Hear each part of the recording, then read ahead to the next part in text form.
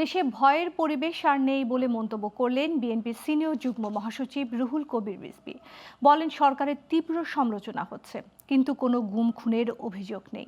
দুপুরে সচিবালয়ে প্রধানমন্ত্রীর সঙ্গে সাক্ষাৎ শেষে তিনি বলেন রাজনৈতিক বিরোধিতা মানে কলঙ্ক আরোপ করা নয়। বিএনপি সামগ্রিকভাবে জুলাইয়ের স্পিড ধারণ করে জানিয়ে রিজভী বলেন সবাইকে দায়িত্বশীল আচরণ করতে হবে, শুধু সরকার নয়, দায়িত্ব নিতে হবে বিরোধী দলকেও। কারণ কাণ্ডজ্ঞানহীন বেপরোয়া কথাবার্তায় গণতন্ত্র শক্তিশালী হবে না। জুলাই স্মরণে আগামী 4 আগস্ট রাজধানীর কৃষিবিদ ইনস্টিটিউশন মিলনায়তনে বিএনপির উদ্যোগে বিশেষ আলোচনা সভা হবে। সেই সভায় প্রধান অতিথি হিসেবে দাওয়াতপত্র তুলে দেওয়ার কথাও জানান রুহুল কবির রিজভী।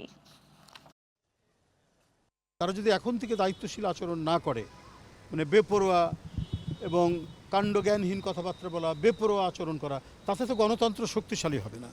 তাতে তো আমরা যে প্রত্যাশাটা করছি, এই দেশ একটা সুগ্রন্থিত আর্টিকুলেট একটা দেশ হবে।